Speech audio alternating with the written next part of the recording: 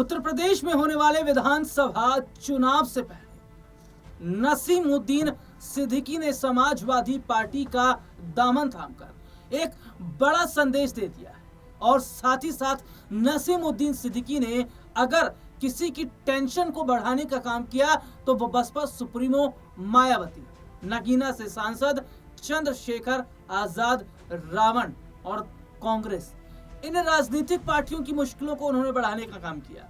Samajwadi party का दामन थामने के साथ साथ उनका जो बयान सामने आया है वो बयान मैं अपने दर्शकों को यहाँ पर जरूर बताऊंगा, लेकिन उसके साथ ही साथ ये भी बताऊंगा कि क्या नसीमुद्दीन सिद्दीकी, जिनकी एक बड़ी पकड़ पश्चिमी उत्तर प्रदेश में मानी जाती है, पश्चिमी उत्तर प्रदेश पर एक बड़ा उनका जो है दबदबा माना जाता है, और क्या पश्चिमी उत्तर प्रदेश में जिस मुसलमान वोट बैंक पर उनकी पकड़ यहाँ पर मानी जा रही है या जिस पकड़ पर बात हो रही है, क्या वो यूपी चुनाव में चल पाएगा? क्या नसीमुद्दीन सिद्दीकी का जादू चलेगा उत्तर प्रदेश के विधानसभा चुनाव में? क्या मुसलमान वोट बैंक अपनी तरफ करने में कामयाब होंगे? और देखिए क्यों आजम खान से नसीमुद्दीन सिद्दीकी की तुलना हो रही है, इसको भी समझिएगा। फिर मेरे पास कुछ रिपोर्ट्स है वो मैं अपने दर्शकों को यहाँ पर बताऊंगा। देखिए, आजम खान, मुसलमानों के सबसे बड़े नेता आजम खान, और आजम खान की बदौलत समाजवादी पार्टी ने उत्तर प्रदेश में अभी तक सरकार बनाई है। ये बात अखिलेश भी जानते हैं और ये बात मुलायम सिंह भी जानते थे, और यही तो वजह है कि मुलायम और अखिलेश से ज्यादा दबदबा अगर किसी का रहता था तो वो आजम खान जैसे लोगों का था, क्योंकि एक वक्त में आजम खान का सिक्का चलता था उसी मुसलमान वोट बैंक की वजह से। लेकिन नसीमुद्दीन सिद्दीकी की तरफ इसलिए देखा जा रहा है क्योंकि नसीमुद्दीन सिद्दीकी की ताकत भी कम नहीं है और मुसलमान वोट बैंक पर भी उनकी अच्छी खासी पकड़ मानी जाती है। तो क्या आजम खान की जगह ले पाएंगे नसीमुद्दीन सिद्दीकी? देखिए, समाजवादी पार्टी की साइकिल पर नसीमुद्दीन सिद्दीकी हुए सवार, क्या आजम खान जैसे तनकर वो खड़े हो पाएंगे? क्योंकि ये बहुत बड़ी बात है। और देखिए, एक वक्त था आजम खान का जो अब नजर नहीं आ रहा है। आजम खान फिलहाल जेल में है और ऐसे में यहाँ पर ये कहा जा रहा है कि क्या आजम खान की तरह नसीमुद्दीन सिद्दीकी अखिलेश यादव का राइट हैंड जो है वो बन पाएंगे? देखिए, उत्तर प्रदेश में होने वाले 2027 के विधानसभा चुनाव की सियासी तपिश के बीच एक दल से दूसरे दल में शामिल होने का जो सिलसिला है वो शुरू हो चुका है। इसी कड़ी में कांग्रेस से अलविदा कहने वाले पूर्व मंत्री नसीमुद्दीन सिद्दीकी ने अपने सिपह सलाहकारों के साथ अखिलेश यादव की मौजूदगी में समाजवादी जो पार्टी है, समाजवादी पार्टी, उसका दामन उन्होंने थाम लिया। पूरे लाव लश्कर के साथ समाजवादी पार्टी में वो शामिल हुए और जिन लोगों के साथ वो समाजवादी पार्टी में आए हैं वो एक बड़े प्रभावशाली लोग हैं। उनकी भी पकड़ मुसलमानों पर अच्छी खासी जो है वो मानी जाती है। और देखिए, नसीमुद्दीन सिद्दीकी के साथ प्रतापगढ़ के पूर्व विधायक राजकुमार पाल, देवरिया के पूर्व विधायक दीनानाथ कुशवाहा, पूर्व मंत्री अनीस अहमद फूल बाबू और AIMIM नेता दानिश खान, करीब सैकड़ों नेताओं और उनके समर्थकों ने समाजवादी पार्टी की सदस्यता को ग्रहण की है। और मैं अपने दर्शकों को जरा ना यहाँ पर यह भी बताऊंगा कि आजम खान से क्यों बात हो रही है, चर्चा क्यों हो रही है कि क्या आजम खान की बराबरी वो कर पाएंगे। बसपा से अपनी सियासी पारी को शुरू करने वाले नसीमुद्दीन सिद्दीकी एक समय मायावती के राइट हैंड माने जाते थे। बसपा के सबसे बड़े मुस्लिम चेहरा वो हुआ करते थे, लेकिन सपा में पहले से ही पूर्वांचल से लेकर पश्चिमी यूपी तक एक से बढ़कर एक कद्दावर मुस्लिम नेता है। ऐसे में सवाल उठता है कि सपा की साइकिल पर सवार हुए नसीमुद्दीन सिद्दीकी कैसे अपनी सियासी जगह बना पाएंगे।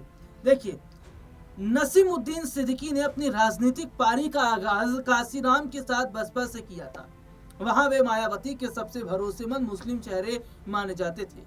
मायावती की सरकार में नसीमुद्दीन के पास 1 दर्जन मंत्रालय का जिम्मा भी हुआ करता था।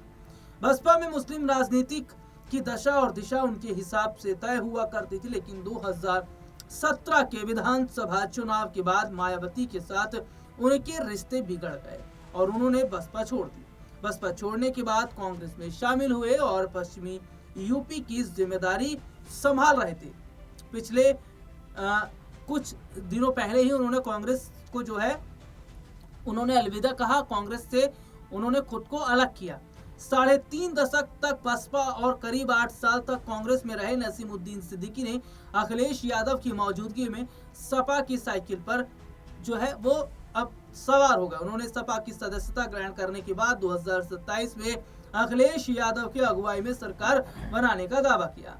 नसीमुद्दीन ने कहा, सपा प्रमुख अखिलेश यादव कभी भी हिंदू मुस्लिम की राजनीति नहीं करते, वे हमेशा विकास की राजनीति के पक्षधर रहे हैं।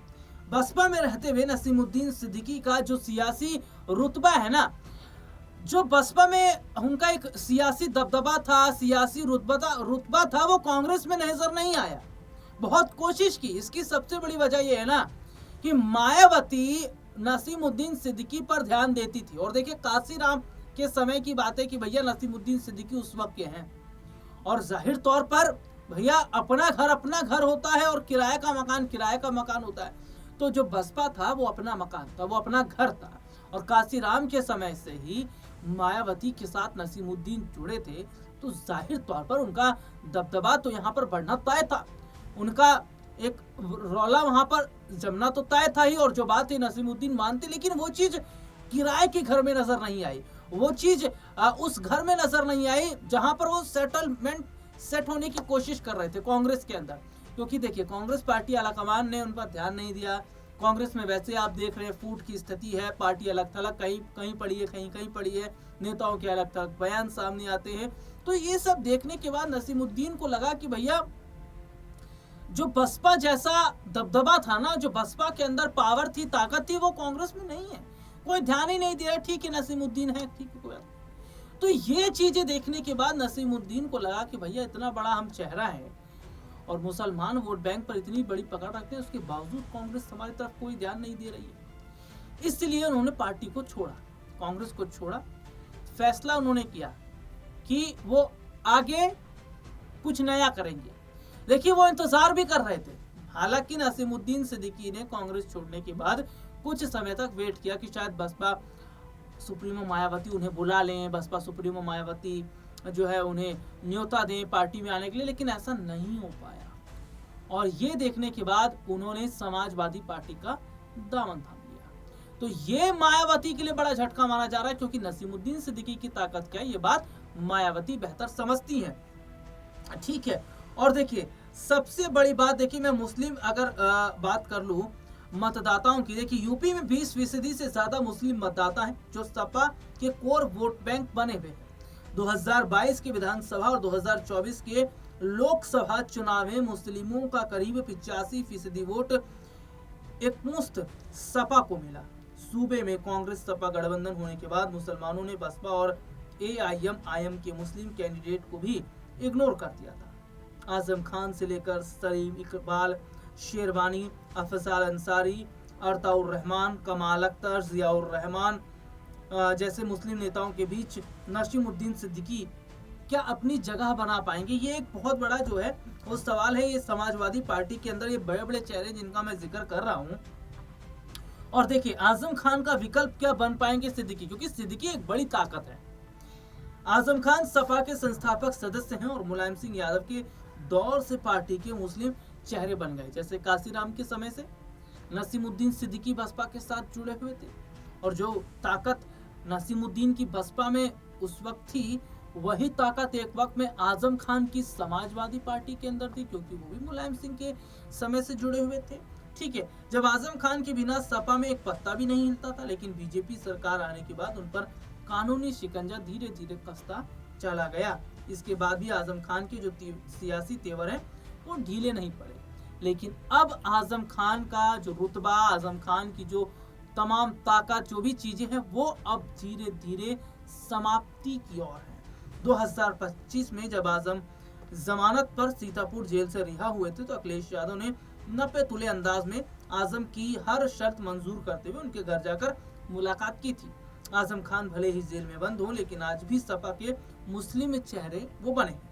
आजम के जेल की सलाखों के पीछे रहते हुए नसीमुद्दीन सिद्दीकी ने सपा की साइकिल पर वे सवार हुए, लेकिन क्या आजम को सपा में रिप्लेस कर पाएंगे, यह बड़ा सवाल है। जो कि मैंने मुस्लिम वोट बैंक की यहाँ पर बात कर ली है, और साथ ही ये भी बताया कि कितनी बड़ी ताकत आजम खान रखते थे समाजवादी पार्टी के अंदर, और जो आजम खान ने कह दिया वो तो टाला ही नहीं जा सकता था साहब। उसे टालने की हिम्मत ना अखिलेश में थी, ना मुलायम सिंह यादव में। तो ये ताकत आजम खान रखते थे, और यही ताकत बसपा के अंदर नसीमुद्दीन रखते थे।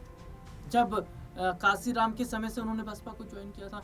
तो यहाँ पर दोनों बड़े चेहरे नसीमुद्दीन और आजम दोनों अपनी अपनी पार्टियों में बड़ी ताकत रखते थे, लेकिन अब यहाँ पर देखा जा रहा है कि भैया आजम खान की तरफ अब अखिलेश का उतना ध्यान है भी नहीं, क्योंकि हर एक चीज का वक्त होता है, और आजम खान का शायद अब वक्त चला गया है। इसलिए अखिलेश खुद अब अपने आप मुसलमानों के जो वोट बैंक है उसको लेने की कोशिश भी कर रहे हैं। अब यहाँ पर सवाल ये खड़ा हो जाएगा कि क्या जो आजम खान का वक्त था, जो दौर था, जो दबदबा मुसलमान वोट बैंक पर था, जिसकी बदौलत समाजवादी पार्टी की जो सरकार है वो उत्तर प्रदेश में बनती रही है, क्या यही रौला दबदबा नसीमुद्दीन सिद्दीकी ला पाएंगे वापस? क्या आजम खान की जगह वो ले पाएंगे?